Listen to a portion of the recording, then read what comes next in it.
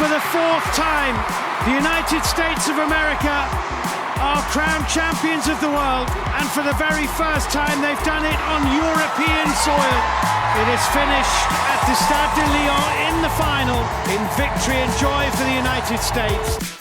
It is a huge win for us, for women's sports, for women. The justice comes in the next generation, never having to go through what we went through. It's equal pay across the board from here on out. You were listening to Give and Go with Sam Cary and Rohtas Wadera, only on Girls Soccer Network. Hello and welcome. This is episode 83 of Give and Go. I'm your host, Rohtas Wadera, and I am joined by my not new co-host. She's been here the whole time. Sam Cary of the Chicago Stars, former captain at the University of Iowa. Sam, how are you doing? I am doing good. We kind of talked briefly before we started recording. I feel like it's been a crazy, last couple months, as we all know. So I'm just happy. Frankly, it's the little things right now. So I finally get fall. I get college football. Didn't really get that in Sweden with the time zone change. Fantasy football draft for the Stars is locked in. I just set my team for the weekend, so that will be a very big talking point, I'm sure, about the fantasy football draft within our team. So yeah, big things going on. How are you doing, Ro? That's awesome. That's awesome. I got some tips if you need, but I'm doing good. It's been It's been a crazy last few weeks now. I feel like everyone's coming back from the summer. Usual calendar flips to September and everyone's like, okay, it's time to get back to work. So that's pretty much what it's been like. And we're definitely going to get into everything that has happened with Sam first. We also have an interview with Claire Hutton, which was really, really awesome to get to do that. But first, of course, as always, we got to give a shout out to all of you guys listening to us at Girls Soccer Network for all the latest and greatest.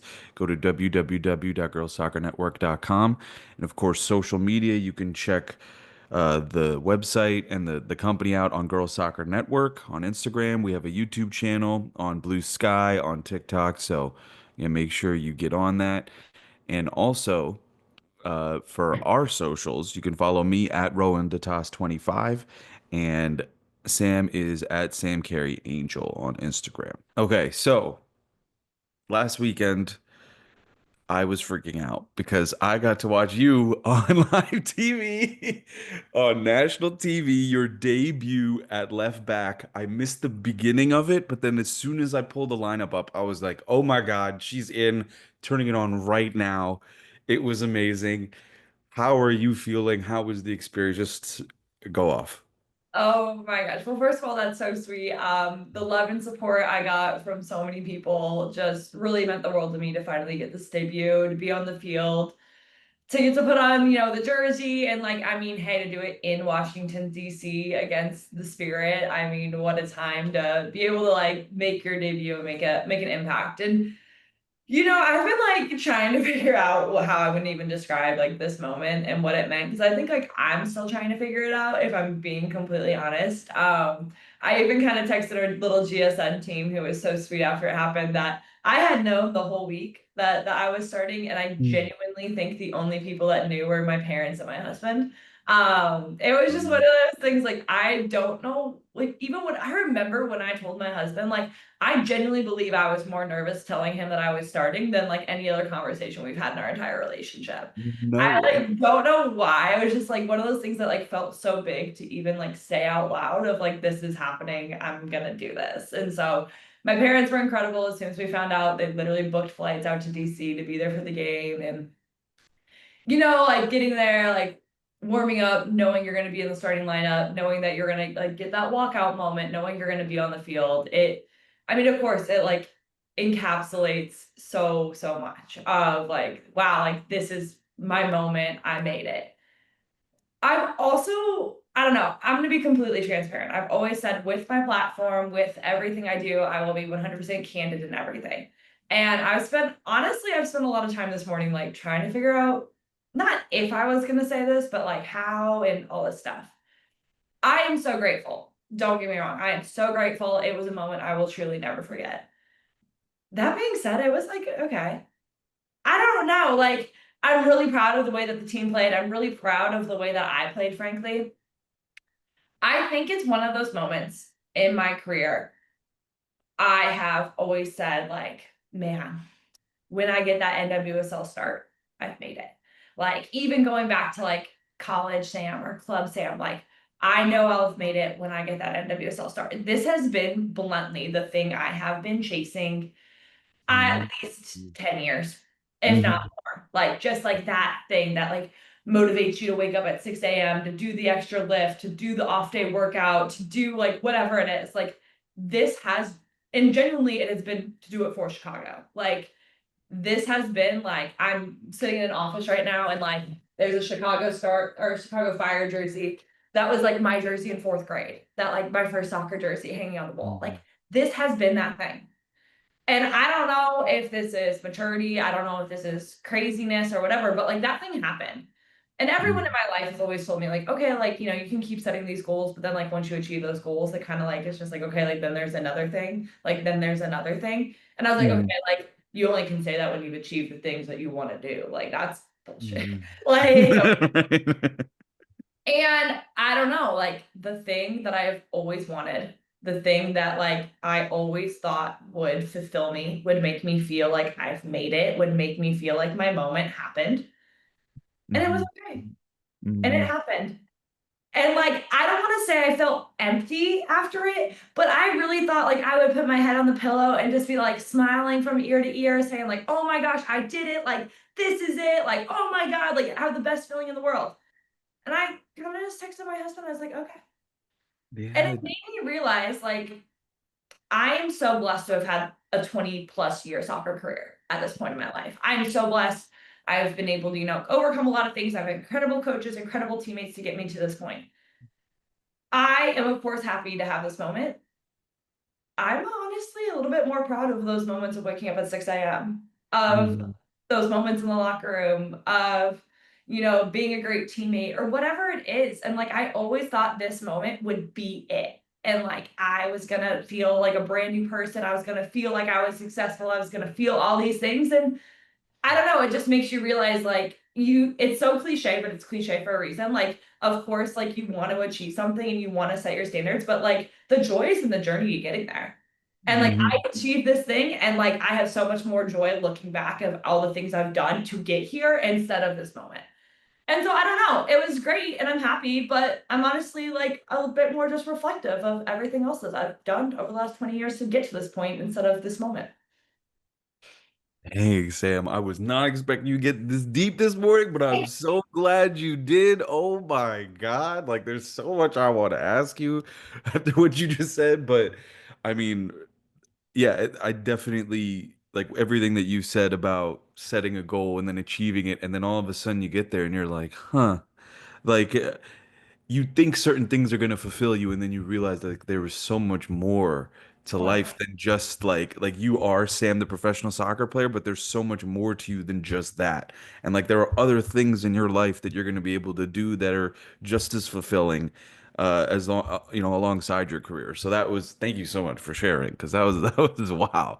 um and yeah, I think do you feel like you still have that little bit thing of what's next, or are you kind of just going to take more time to reflect as you have and really kind of sort through this and then maybe think about what's Yeah, next? I mean, of course, I still have like those ideas of like what I want, and bluntly, like now I want this feeling to be a consistent thing. Transparently, I have no idea what's going to happen this coming weekend in our game. So, you know, I think like those starting spots are things that you have to earn week by week. Um, and so, you know, I think at the end of the day, like, of course, I want to keep striving and keep growing, but like I feel like I've set my goals to focus on me. Um, Mhm. I have fully believe if I've learned anything in my soccer career, like I cannot control if a coach puts me on the field or not. I can't go into their head and tell them what to do. Wish I could. I can control that I make that decision as hard as humanly possible. I can Mhm. control that I work my best and I do everything to my power, but I can't control that decision. And so my honestly, like my biggest goals right now and like who I want to be through my soccer career, I want to get better every day. I want to focus on me and keep striving to keep doing things to get better. I want to focus on my journey. I don't want to, compare my journey to this person or what this person's doing, because everyone's journey is completely different. Even like on the broadcast of the game, they're talking about how I was in Louisville and then how I went to Sweden. Like my journey is uniquely me. So why would I focus on anyone else's? And Mhm. then I want to be a great teammate. I want to be someone that people want to be around. I want to be a great uplifter, and I want to be there for the people, through their struggles, as much as like people were there for me and hugged me after the game and how much that meant to me. And so if I can do those things, I think I'm successful, whether I'm on the field or not. And I believe that those things will come inherently. That's amazing. Your mindset is bulletproof right now. I freaking love it. I freaking love it. Yeah, you are so locked in. Uh, there was certain moments during the game where I was like, "Oh my God, like that's really you running out there." Like I was literally like, there was a moment where the camera cut to you and you were talking to the other manager. Oh, about that throw-in. What were you guys saying? What was that? It's so funny because that's when like the announcers were like talking about me a bit too. Apparently, I've gone back and rewatched the game. I had just had a really bad touch, if I'm being completely honest. And like the ball kind of went out of bounds, and like I remember like not seeing like a forward option. So I didn't really know what to do, and I kind of overthought that moment. And so I was just like asking him, I go, okay, like what are you seeing that I'm not seeing? What do I do like with that ball if I don't see this option? And he was like, drive inside. And then like literally 30 seconds later, I get the ball and I drove inside and like completed my pass. And he was like, exactly. So, like Anders has been great. He got here Friday. So I think like the turnaround of him coaching a game on Sunday when he got with the team on Friday was kind of crazy. A lot of it had to do with Ella's blatant suspension due to yellow cards, if you Mhm, will. mhm. I won't lie. I never thought a Swedish accent would be so comforting to me.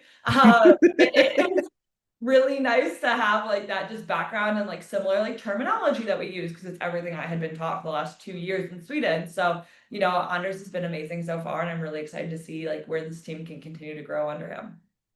That's amazing. That's amazing. Yeah. So that was so cool to see that. You always see it from afar and you're like, I wonder what they're talking about. And so to actually be able to ask you that is honestly so much fun. And then the other thing that I thought was funny was there was a moment where Julia Grosso was like over in the corner and like didn't really give you an option to like overlap or not. And I'm like, what is she do? And you were like, do I go? Do I stay? And I was like, what? Like she's just like dribbling the ball in the corner, like it's the end of the game and you guys have a lead. And she was like time wasting. I was like, what is happening here? Like you gotta tell me what's That's so funny you bring that up, because Juice and I were literally laughing about that the other day. Like, I remember like she like dribbles wide, and I mean, girl, when she's on the dribble, I trust her with just about anything. And I like was trying to find out how to support her, but basically every run I was doing, I felt like wasn't giving an angle at all. So I was like trying to be a back option, and then I tried to run forward, and eventually I was like, just you do something. I don't We were both laughing. We're like, I it's like I tried to help you, and I don't know, girl, that became a solo act. So yeah, that was quite the moment for sure. because I'm looking, there's no angle for the overlap, and then you still went on the overlap. You kind of like ran in a circle. I literally was running in a circle around Julia trying to find a path. Yeah, it was one of those moments of like, I know I need to help you and I have no idea how. So we're gonna have to figure this one out.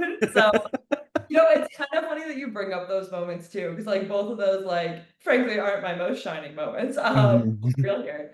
But I think it just kind of also reminds you of like, as serious and amazing as like the NWSL or like this being your job is, like there's so many moments of unseriousness. Like, Juice, I know I gotta help you there, but I have literally no idea how. So I'm just gonna run a circle around you, apparently. Or like I had a bad touch and like luckily it became our throw in, but like the ball could have just gone out of bounds. Like there is moments in those games, and like I think it's really important for like younger players or other people to know, like literally the pros do it too. Like the pros do it too. Right, right. And that's honestly, it's humbling. It's just like, oh, yep, I don't have everything figured out, just so y'all know.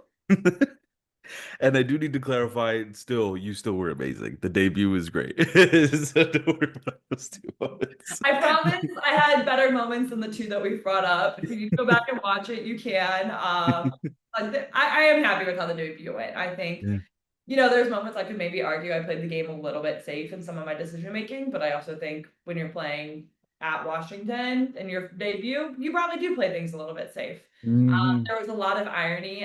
If people don't know, I am a left-footed player, and my one successful cross in the game, remember my one even cross attempt in the game, so first NWSL cross, which is something I'm known for as my left-footed service, was right-footed. My college coach found a lot of humor in that. So I got a lot of texts about like, okay, where was the right foot when you were at Iowa? And I was like, I don't really know what happened, to be honest. So there was a lot of moments like that. And like, frankly, like I always say some of my best games are when like I completely black out and I have no idea what's going on. And of course you're nervous. You don't really know what to think. And I always tell like I was like, okay, once this whistle blows, it's a soccer game. I've played how many Mhm. games in my life? And Mhm. my first pass that I connected, like I had a good inside pass to Julia, and I was like, all right, here I am. I can do it. And I'm I think here. like the Mhm. most affirming thing out of anything is like I've worked my whole journey to get here. Obviously, we talked about this moment, but anything that this proved is that I'm good enough to be here. And that confidence boost and that feeling, no matter what happens, I might not play the rest of the season, but I know because of this moment, I was good enough. And that honestly is what I needed. Yeah. Let's go. Let's go, You didn't Sam. know you were Look getting good. serious hour with Sam this Yeah, morning. yeah, we got serious hour, we got fun hour, we got everything here. But the result, obviously, it's been bizarre also how you guys have 5 straight draws in a row. It's I really thought this last not this last game, the game before. It was against North Carolina. that was the game I thought you guys were gonna win. For sure, for sure. I thought, okay, this is they're gonna get off. And Well, now when we're Michaela gets a hat trick, you kind of hope that that right, right, was. right. That we're also good. Yeah. That Seattle game was holy moly. I How genuinely think the Seattle game was the craziest game I've ever witnessed in my soccer career. oh It yeah. I mean, what? 3 goals in 12 minutes? It was like you want to talk about like seeing Ella Mazza for the first time and seeing just how passionate and intense she was. And seeing like, okay, I get why they're fighting their asses off right now and why they're able to do what they're doing and to come back in the way that you guys did is because she is like, we're gonna do it and no one's gonna stop us from doing it, and that's that. And yeah. I yeah. It's crazy because like I think Ella's passion and Ella's fire was on full display. And like I mean, the amount of videos I saw on my social media of when we scored that final goal and Ella is like on the field, like at the halfway line, and we're like, who let Ella on the field? Like, what is she doing? Like it's funny because, like, to us, like, that has how Ella has showed up every day, at least in my experience since I've been here. That is who Ella has been in practice. That is what Ella has instilled in us. And trust me, I mean, she has owned that she's like, you will not always like me. And if you don't, that means I'm doing my job as a coach. Mhm. Like I'm okay if I'm the one pushing your buttons because someone has to. That passion and who she wants to be. I mean, it shows like why the team, and frankly, in our 5 games, like there's been 5 comebacks. Mhm. We haven't scored first, to be honest. And so I think that shows a lot about like the heart of this team, 2 of those being 3-3 comebacks. It was, I believe it was an NWSL record of like coming back from a 3-0 deficit like we That's did in crazy. Yeah. Seattle. Uh-huh. You know, and of course, like, let's be also honest here. Like, there's clearly some things we need to do to not be in these situations. Like, Mhm. we're not exactly happy with 5 ties, but I do think that 5 ties shows the fight and the passion that we have. And you know what? Everyone else in the world might think we're down and out, but we're not down and out. And we know that. And whether it be, from Luchmila scoring a hat trick or Alyssa Nair scoring a goal, we're going to find a way. And I think that says a ton. Yeah, break down that moment. Like because always, I mean, we all know as soccer fans, like a goalkeeper scoring in any capacity is always a big deal. And even though it was like a little tap in, she was there. She was right place, right time, just stuck it in. Like, but just the fact that it was her. Like, what were you guys thinking? Was it just pandemonium? Like, what was going on? It was one of those moments. Like, genuinely, I didn't even process that she was in the box. Like, I just kind of saw green and I like assumed it was Seattle's goalkeeper. Mhm. So I think like yes, Alyssa scored, but if you watch back that goal, there's genuinely so much chaos that happens. Like Julia gets the header, and then like Kati's throwing her body against the goalpost to let it not go out. Schlegel's in the action of doing a diving header. when like Nair comes out, her foot just comes out of nowhere. Like, so it's like there's multiple people just throwing their bodies on the line, which shows like the fight that we're gonna have.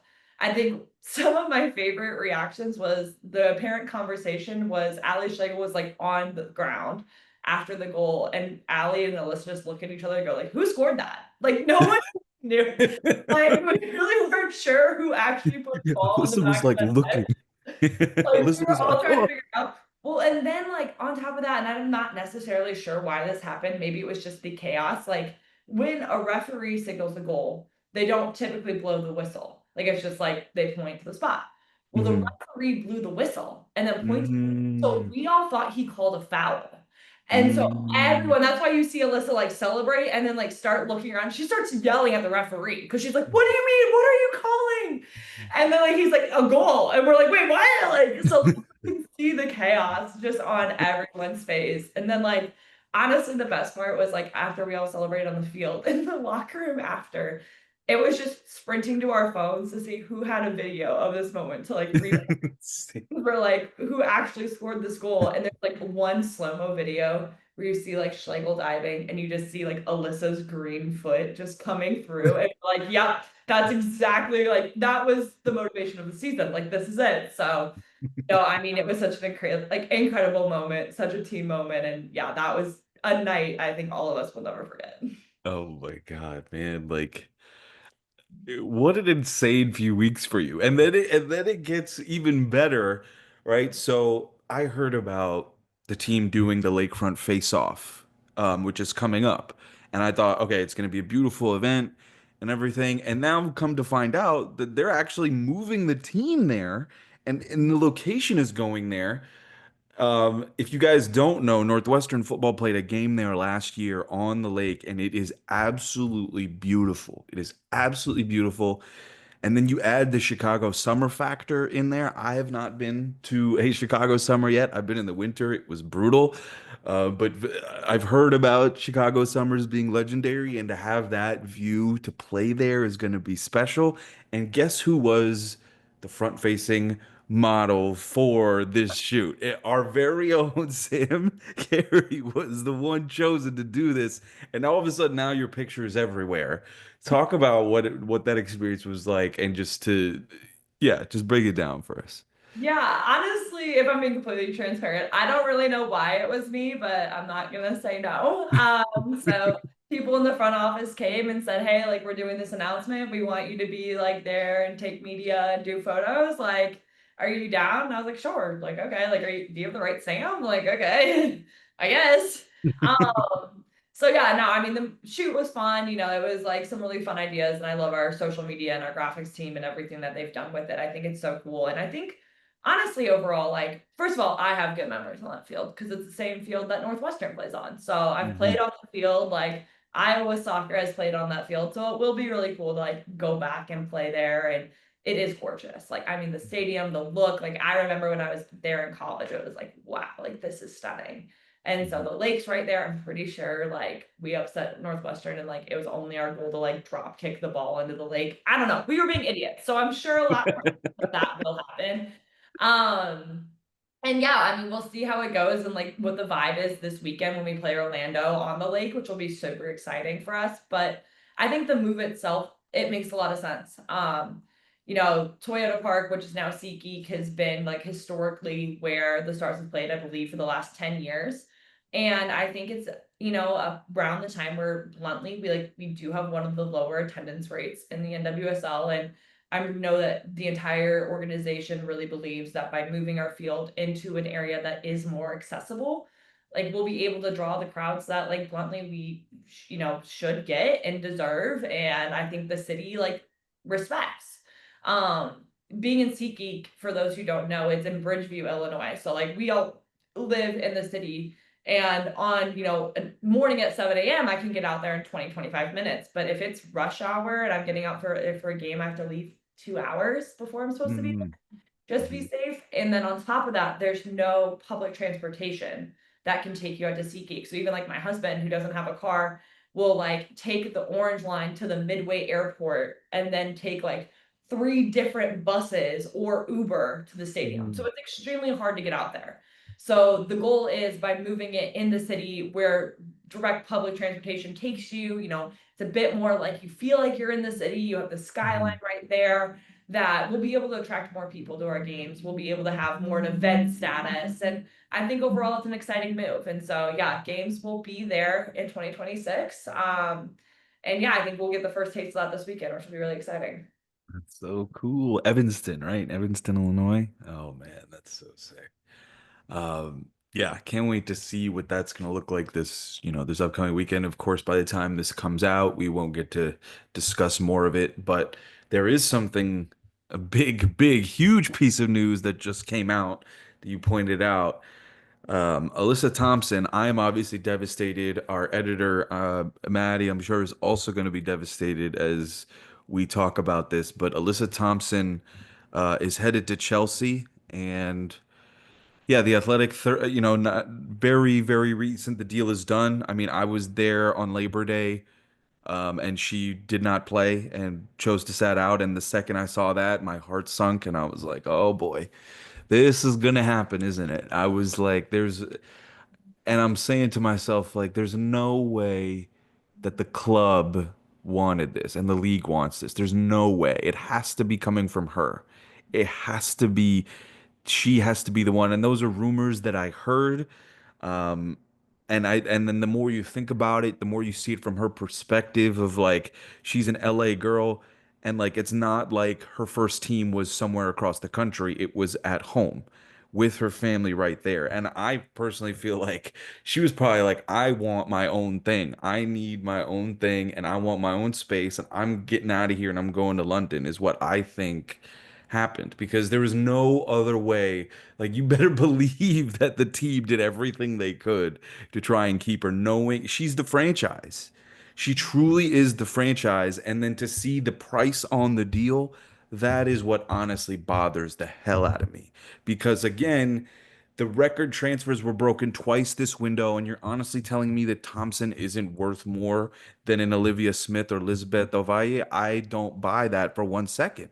Thompson is 20 years old and going to enter the prime of her career, and you don't get the money back that you need. You need to make sure that, okay, even if you are going to let her go, you better make sure you get enough back. And I don't think Angel City did.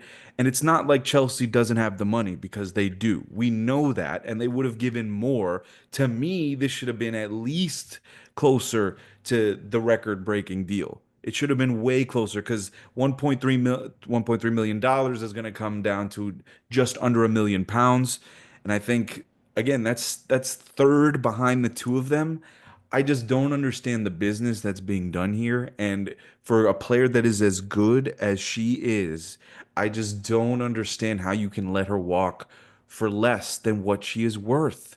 Like, if you're gonna let her go, at least make sure that you get enough back, man. Like, what are we doing? Like, what are we doing? And how are we gonna make a playoff push? Like, how are we just won. We're 1 game, 1 point out of the playoffs and yet Katie Zalem and Alana Kennedy are also gone. Like, and again, I can only assume that their stop playing styles didn't fit in with the new manager, you know, Alex Strauss, and how things have been going have been great. The team is playing a lot better, and they proved that they can win without Thompson. But it's like, how are they gonna sustain this long term and get like I just you need to get the fans excited about something.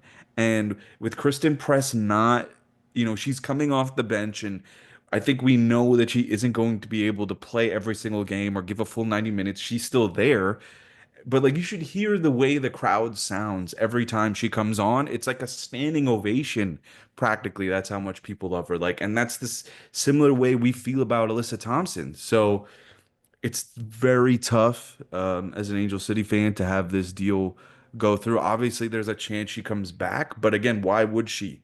Like, she could pick any one of the other teams if she wanted. So, yeah, I'm honestly just, yeah, it hurts knowing that like she is from here, number one pick, basically started the franchise off with her, and now she's gone. So, yeah, what do you think? Yeah, I mean, I think you've hit all the points, especially on the money front, that has kind of made this last week with, the rumor mill of everything going on really interesting and shocking. I think my bigger questions too is the timing of all of this. So, we're recording this on a Thursday. The England transfer window closes tonight. So there, reportedly is already a verbal deal. Like there will be a deal by tonight. And, whether it's announced today or not, I'm sure, whatever, but the deal will have to happen or not by tonight.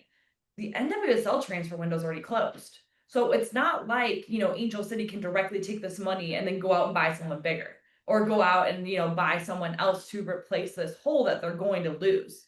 And so I think that's where a lot of the questioning is also coming in, is like the timing of this move is very, very interesting because now you do have an Angel City who is in a playoff push position. They just won. They're right, in that chunk of teams really competing, and there's not necessarily, I think there's very, very talented people. I think we've seen incredible people step up for Angel City. They were able to get a win without her, 100%. But that being said, I think like there is inherently going to be a lot of interesting conversations about you're losing this player and you're not really able to bring anyone else in. So now you're reliant on your current roster to make this playoff push. Yeah, I think the one good signing that we did manage to get in the window was Svendis Jansdottir and she has been phenomenal. She obviously had a great Euros for Iceland, and I think again has come in and has done a phenomenal job and plays a similar position to Thompson. So I do think there is some of that there. But again, when we talk about depth and the grind of the season, and we're in the final stretch now, and it's been such a long and hard year. I know that like Angel City believes that they want to, win more at home, and they're going to have a few home games coming up. But with all those options gone, Claire Emsley on maternity leave, it's yeah, Kennedy Fuller and players like that really have more opportunities now than they've ever had.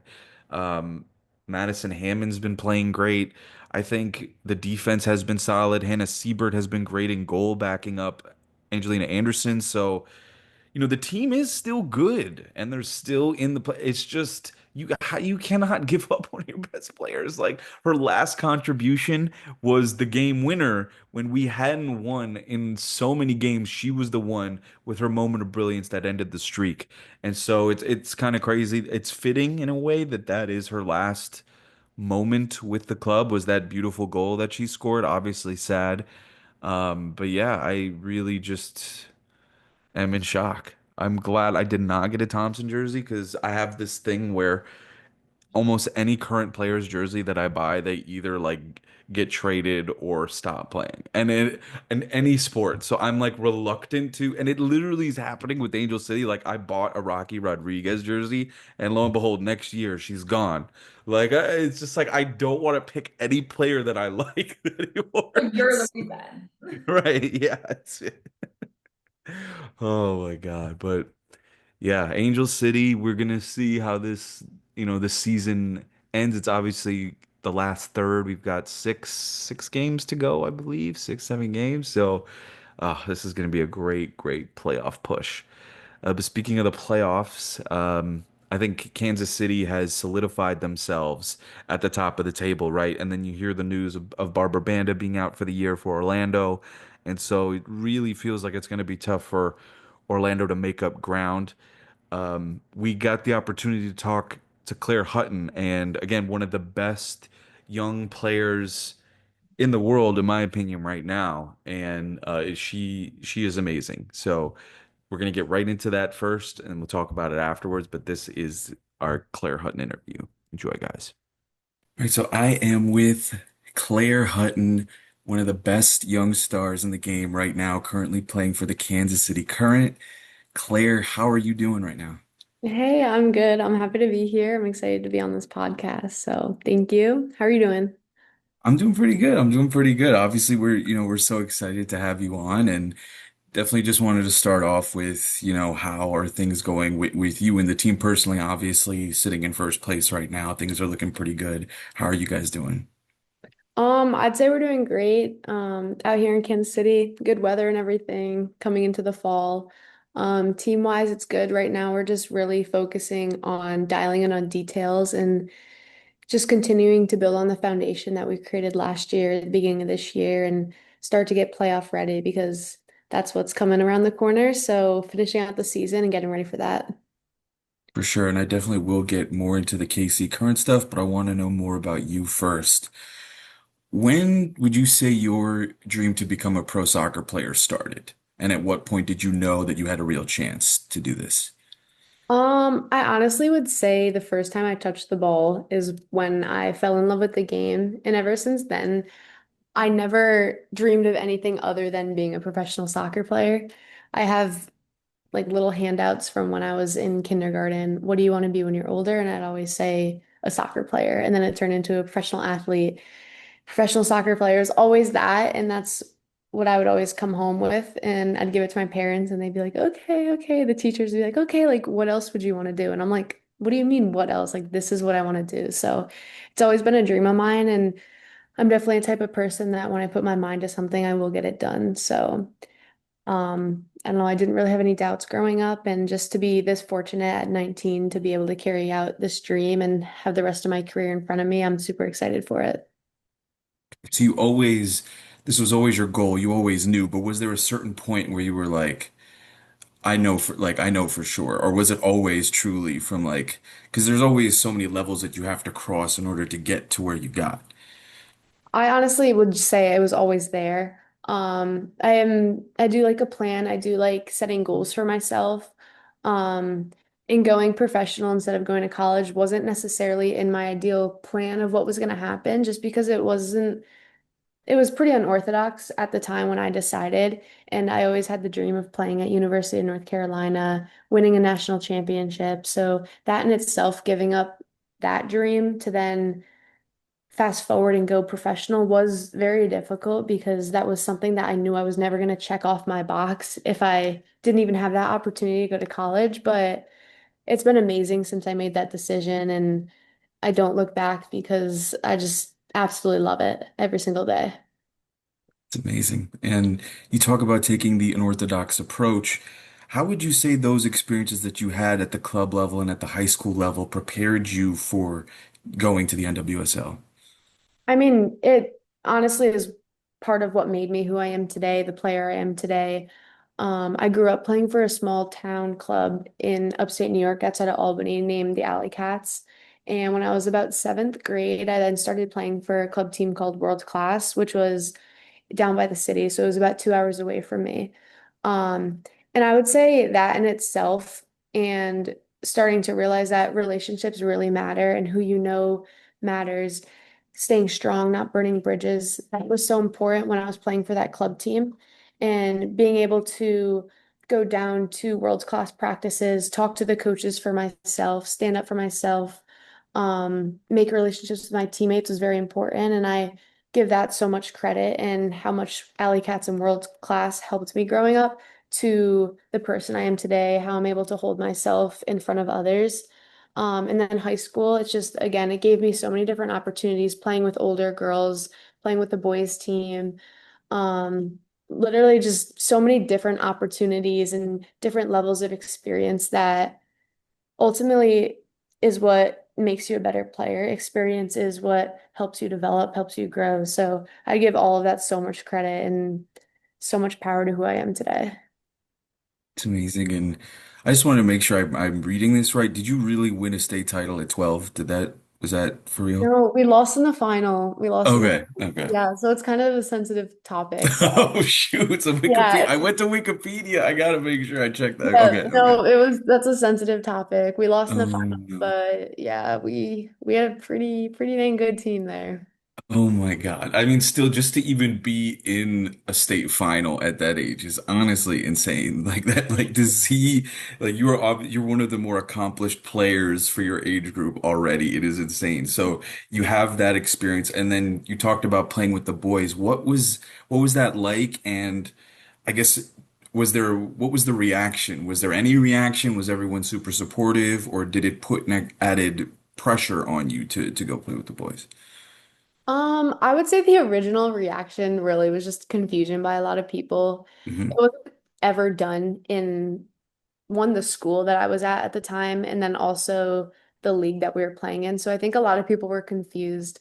But that in itself, field wise and playing wise, was a whole different beast because you can compare girls and boys all you want technically, like it's one thing, but physically, like speed, strength, that's a whole nother thing. They put me as a winger on the field, so like I'm not gonna be beating a guy in a foot race. It's not gonna happen. But what I do think helped so much for me with my part of development there would be just learning how to play the game in a different way. It's like you look now at the NWSL, like I'm not beating players in a foot race here. So it's turning into how can I technically use my advantage there to then beat them? And same thing when I was playing with the guys, it's how can I position myself where when I receive the ball, I'm beating them with my first touch. Same thing here. How am I going to position myself against Marta? So when I receive the ball, she's left in my dust. Not because of speed, but because of how I position myself tactically on the field. Yeah. So work smarter, not harder type of thing. And then just the guys in the team, they were very supportive. It was fun. Some of them have become some of my really good friends. And just seeing them to go on play in college, uh, and just do whatever with their life has been amazing. The coaches were great, just a lot of support. And that goes back just to Bethlehem, the town I was from. It's just such an amazing community of people who have helped me get here and who continue to reach out with support. And I just have so much admiration for them because they really are who make me who I am today. Awesome. Shout out to Bethlehem, Bethlehem, you upstate New got York. represent. Yeah. So, would you say you talk about making the cerebral adjustments coming into the league? What was the biggest adjustment for you as you became a pro player coming into the league? I think the biggest thing on the field is just speed of play. You think of it as uh, you're growing up, you're playing club, you're playing high school. Think of that as you're on a back road that's a 35-mile-per-hour road. You're driving. And then as you get older in club and you can get called into youth national team camps, that's a jump to then 75 miles per hour. You're driving there. And then typically the orthodox way would be then going to college, which then is a jump most likely to 100, 125 miles per hour. Then you go to pro 200 miles per hour. So just thinking about it, I went from 75 then to 200. So it is crazy. And that's how I explained it to a lot of people last year because at the end of the day, every player in this league and every player going professional, it's only a small margin between what makes a player good and great and being able to read the game faster, react faster, and like what I was saying before, technically and tactically be ahead of the game is what separates players. So that was a lot of what I was learning last year. And now coming in this year is figuring out, okay, now I'm comfortable with the speed of play. How can I really bring out what's special in me and add it to the game and add it to what I do on the field while also letting my team win? Yeah. And what would you say has been your favorite part about playing for the Kansas City Current and being a part of the organization? First, the professionalism. I think that in itself with our club is truly amazing. You have Vlaco, who was the prior national team coach, coming in, bringing his staff, bringing a lot of just his people in, and creating such a good environment here. It's just so professional. We're taken care of. Us as players know that if we need anything, they'll get it done. If something happens, they'll take care of us. So that's the first thing. And being away from home, like we were talking about before, I'm from New York, so I am quite a bit away from home. And this being my first time that I'm living by myself out of the house without my family, like knowing that I do have a family here truly makes it so special. And then going off of that is just the city, the support we have here, going to the grocery store and having someone come up to me and recognize me and say thank you. And I'm like, what are you thanking me for? And they're like, you bring this city so much joy. Your team is just so fun to watch every week. Like it's truly so special. And knowing that like us out there kicking a ball. I was talking to Ali Setner about this morning. I'm like, we're literally just out there kicking a ball, having a blast. And people it makes a difference in people's lives. So it's really cool. And just knowing that we have so much support behind us. That's beautiful. Yeah, I think part of that has been, the ownership at the top and the Mahomeses and really establishing that. Shifting off the pitch a little bit, obviously, Kansas City is the center of the universe right now after the engagement news. Have you gotten a chance to, have they been around the organization at all, or hasn't they've stayed away? This is oh actually no, I haven't seen them, but the Mahomes, that was my I didn't see them at all last year. They've been to games, obviously. I just never got lucky enough to cross paths. But the game against Orlando 2 weeks ago, it was like the long heat delay, 3 hours or whatever. So there was one point during the delay I was standing out in the hallway talking to just like someone from the other team, one of my teammates, and like I don't know, someone part of media. Next thing you know, like Patrick Mahomes walks behind us. I almost fainted. I was like, life's great. This is amazing. But not Taylor and Travis. They haven't made it out. But maybe if we make the finals, we'll take a flight out. We can hope. A girl can dream. We'll see. I think that's a great idea. I think, yeah, you guys make the final, they got to be there. They have to Right? be there. I have to. But but that's crazy. So you saw Patrick Mahomes, and you get starstruck too. You also get Yeah. starstruck. I think my biggest thing too, my dad's a Bills fan, diehard Bills fan. So Mm. I was kind of born into that. So I could never say I'm a Chiefs fan, but like Patrick's different. I gotta cheer for him. Like, man's the owner of the team. Come on. But yeah, it's pretty amazing. One of my best friends too is a diehard Patrick fan. So she was like the first one I texted. I was like, you'll never believe it. And she was like, did you ask for an autograph? I was like, nah, I didn't get to that, but I did see him. That's such a cool story. That's such a cool story. So, knowing, how things are obviously great, what has been the mentality of this team? Because it feels like unfinished business, obviously getting as close as you guys did last year. How do you guys avoid getting complacent as well with such a big lead that you guys have and Barbara Banda out for the season now? That stretch could potentially even increase. What has been the mentality of you guys in the locker room? Just to start, I would give a lot of credit to that too, Vlaco. He's one of, I would say, the best people and coaches to make sure that you stay present in the moment. We've had a lot of talks this season about what our focuses are, and it always goes down to the game that's this coming weekend. Um, it's funny, even after last game against Portland, I was talking to some of my friends on the Portland team after, and they mentioned the shield and how we were pretty close. They were like, "Oh, like you guys should probably like clench it soon." And I was like, "Oh, like I'm not sure." And Allie was next to me, and I was like, "Do you know?" And she was like, "Oh, I don't know." So that was that conversation. Then we're back at our training center yesterday, and I was talking to our GM, and Allie was sitting there too. And I said something to her about it, and she was like, "Don't worry about that. Like, no need to focus on that. We still have 9 games left." So I think just our club does such a good job at making sure we're present in the moment and getting the most out of what's next, whether that be the next practice or the next game, and not focusing on what lays ahead in the next 2 months. And that ultimately is how you get the best out of your players and how you get the best out of yourself. Because if you start worrying about what's in the future, you forget what's happening at that very moment. Wow. Yeah, I guess that kind of puts all the media to shame because that's what we love to do. We love to look ahead. Yeah. We love to talk Yeah. about what's coming. But no, that's a great answer, and I think staying present is something that we don't do enough of, honestly. So it's clearly a big key. And you have obviously done well enough at the club level to get those national team call-ups.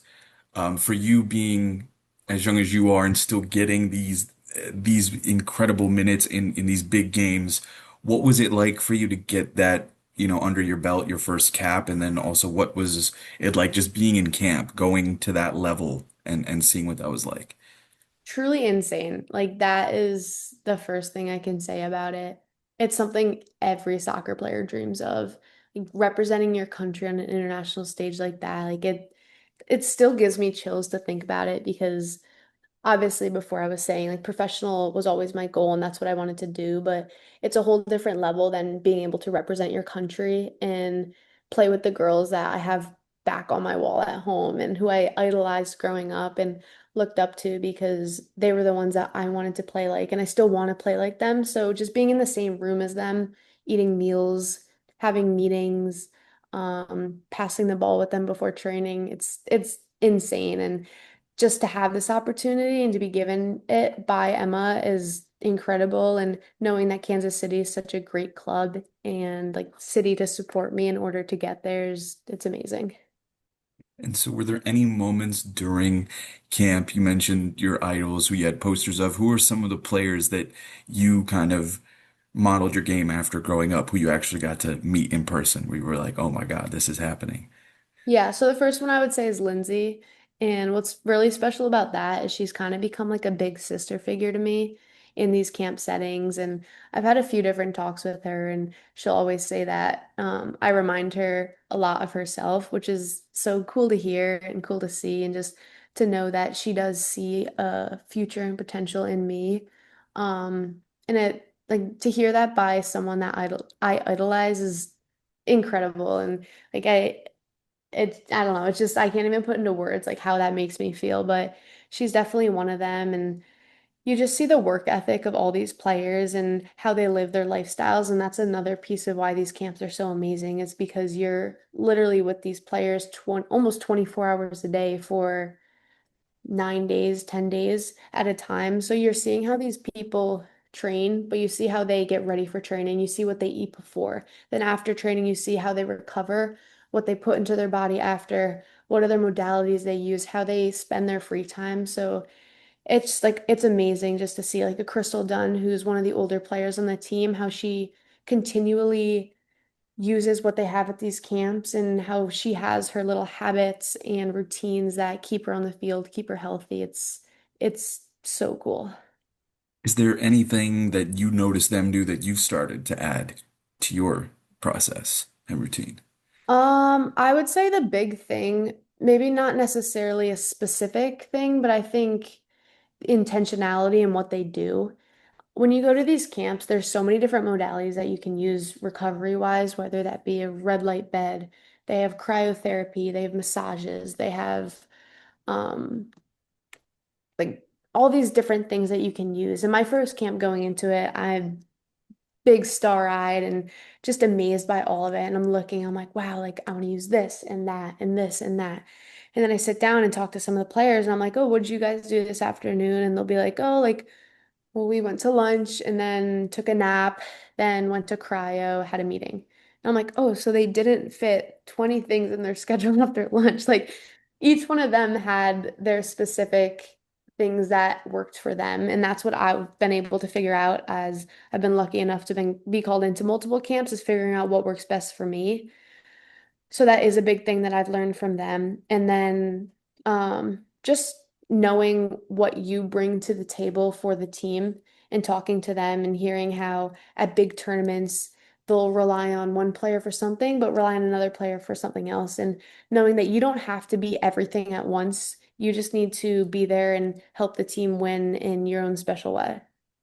You know, you mentioned having some conversations, with Lindsay Heaps, and she's one of the first, I think, trailblazers to go play in Europe first and then come back, and she's obviously still there in Europe now.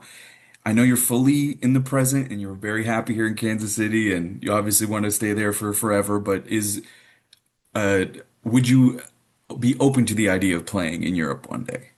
I do think it would be amazing. I think Mhm. playing in the Champions League one day just it is a dream of mine. Again, everything's about timing, everything's about when it'll work best. Right now, I am focused on Kansas City and the game this weekend coming up against North Carolina. We want to win a championship. But I do think it is hopefully in my future at some point. I don't know whether that'll be in many years to come or what, but again, all about timing, and if it's right one day, then it'll fit the puzzle.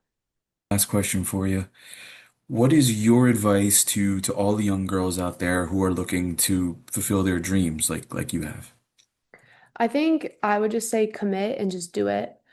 Hashtag Nike. But that honestly is the biggest thing. Like if you want to do something unorthodox, do something that does only include the 1%, you have to do it differently than others and you can't fit in with the people around you. I do think it is tough at times. It is tough making sacrifices, missing hangouts, not being able to spend as much time with your friends. It isn't easy getting up at 5 in the morning, going for a run, but at the end of the day, it's what separates you, and it's how much are you going to commit to yourself in order to achieve the dreams that you want. And it's hard. It's not easy. It's a lot easier said than done, but hopefully hearing it from someone who did do it makes it a little bit easy for those listening. That's all that I have from my side, Claire. That was amazing. Thank you so, so much for the time. We are so appreciative. Thank you so much. I appreciate it. Again, that was Claire Hutton of the Kansas City Current. And one thing I have to clarify, I think in the interview I mentioned that they had won the state title when in reality they had lost, and I think I tried to blame Wikipedia for that. So don't. I want to be clear. Like I am accountable, and I will do better in my research, and I'm not going to blame Wikipedia. Okay, so just want to make that clear for if you're hearing the interview. No, I went back and looked at it and I'm like, oh no, I misread it. And I'm like, that's what happens when you sometimes let yourself go get a little too excited. So you gotta reel it back in sometimes. Okay. So just wanted to clarify that. But again, one of the best things about, like she is just so uh, down to earth and like grounded in what she is doing day in and day out and like what like she's very determined and goal oriented, very similar to you and very similar to every player I'm sure in the league. But just at her age, right, to be playing for a state title at 12 is honestly insane. Like, like I still can't get over hearing that when I hear that. So, truly, she's a special, special player. Absolutely. No, I think, what she's done for Kansas City, both on and off the field. Like, let's also mention, like, she won the Lauren Holiday Impact Award. She has clearly, like, really jumped into the community of Kansas City, and Kansas City's embraced her. So, KC obviously is a really special atmosphere with, like, their relationship to Kansas City Current, CPKC Stadium, everything they're building. And I think she's really representative of all of that. And the way that she's grown, since signing as an early signee, an under 18 player, and now her role, I think we all agree, like she looks like a veteran out there. So the way that she handles everything is just beyond impressive. And no, we're so lucky to have interviewed her, but also just to have her in the league right now is really special. Hmm. She's very, very special. And, the current, yeah, 14-point lead at the top. And we talked about that with Claire about how do you guys make sure you don't get complacent and they have the absolute correct mindset of, yeah, we stay present, we take it one game at a time, we don't look ahead, and we just focus on the next opponent. And again, that is always because again, us in the media, we love to talk about, yeah, what do you guys think about so and so? Do you have any challengers? And that's what I wanted to ask you. Do you feel like there is a challenger for the Kansas City Current right now? Yeah, I mean, on a few like statements, I think we all can agree that the NWSL is the NWSL and it's gonna NWSL. Hmm. And what I mean by that is like, let's be real, on any given day, anyone in this league can win any game. I think that's like an extremely important thing to note. Kansas City has handled that well. They obviously have a very significant lead in terms of points and how they handle like and how they've been. And so I think that's a huge credit to them. I think that they are a fantastic team, but I don't see, we don't have to say that they're going to have like a perfect end of the year because I think the NWSL is going to NWSL. So I think once again, when you take it by that game day game mindset, they might be on top. I think they have a great chance to finish on top, but I'm sure there will be competitive matches on the way. Hmm. Agreed. And yeah, 6 games to go. Oh my God, their goal difference is 26, and no one's anywhere close.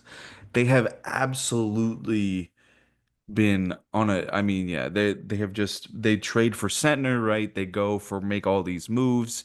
And then we talk about the Shield curse. I know that was kind of ended last year in a way with Orlando being dominant, and I think Kansas City kind of feels the same way about their team. I do feel watching what the Spirit did um recently, like seeing is even, what they did against you guys, like I feel like with Rodman's return and the addition of Sofia Cantore, who has been phenomenal since coming in, just a seamless transition, immediately comes into the team. And as long as Croy Bethune is healthy and all three of them are there, if you get like a playoff game, right, in that type of atmosphere, the Spirit have that experience. They've been in a final before recently with this group. I think the wave we're starting to see them fall off just a little bit as well. It looks like the Spirit have the best chance if there is going to be a team. But again, playoffs are playoffs. It's the beauty of it, right? You never know. But this is the first time in a few years where it's pretty clear cut at the top, and I think you got to give the credit that they deserve for what they've been able to do as a Yeah, franchise.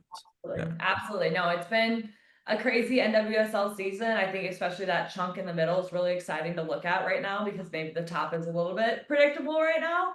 And so, with, the weeks left that there is, it's definitely no better time like the present to be tuning into the NWSL and seeing these kinds of games. hmm hmm And as we get to the end of the NWSL regular season, the best part is that it overlaps with the start of European football coming back. Um, there has been some big news out of Barcelona, which again, you'd hate to see this stuff that has gone on with that club impact the women in a negative way, but it is. It feels like almost $1 billion worth of debt that they have. The women's team only has 17 players on their roster right now, which is kind of crazy considering you got to field 11 and you only have six players on the bench, or as subs. You only get five, right? You get five, so you really don't have much depth. Six players have left as a result of this debt. The club has been overspending for a while. This is not something new.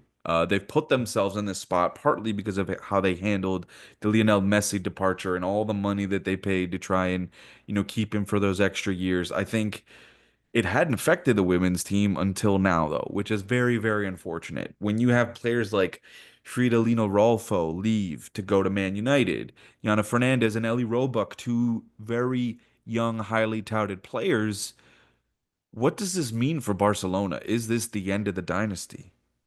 Yeah, I think it definitely complicates things. This is the really sad part about some of the structure of European football in the sense of how men's and women's teams are so inherently connected. Whereas in the US or in the NWSL, there's majority of the time no relationship between, or at least no owneral, no financial relationship between these teams. Mhm. So when you have a team that inherently has been spending more on a men's side, or even like let's take Barcelona out of this. Like years ago, it was Manchester United who just basically said like we're just going to only focus on our men and not really invest in our women. There's Mhm. always these stories, and unfortunately, it's now hit what is touted as one of the best clubs in the world on the women's side. And so I think it shows that no one's immune to that until you're financially independent, which unfortunately the structure of Europe doesn't inherently allow as of right now, or does it necessarily. We're seeing things like London City Lionesses and a couple other examples start popping up, but that's not the norm. And so I think when it comes to is this the end of the dynasty, it definitely is going to make things closer. Especially I think even in the Spanish league, the Spanish league for the longest time has just kind of been Barcelona at the top, maybe Real Madrid or Atletico Madrid, competing at times. But at the end of the day, it's been Barcelona running with it. And so I think that the despair or, like the equivalent is going to be the parity is going to kind of grow. And I think, you have clubs like Arsenal pulling off like what they did as underdogs with Champions League last year, and that might not be the situation anymore. So I think it's definitely going to be interesting with a lot of these touted players leaving and the financial situation that the club's now in. Yeah, there's so many questions of, Bonmati, Putellas, what happens to them? Do they stay? Do they leave? I mean, I feel like they seem very loyal to Barcelona, so I think they're also going to try to stick it out as long as they can. But yeah, you're talking about if they really go into the league with 17 players or even 20, like they're going to have a tough time running through that league because you need to rotate, you need to give players rest, and the longer that season goes, along with trying to win the cup, trying to win the Champions League, that's why we have a full squad in the first place. That's why it's there. It's there for a reason. And so, man, I do think, I mean, yeah, this could really well be.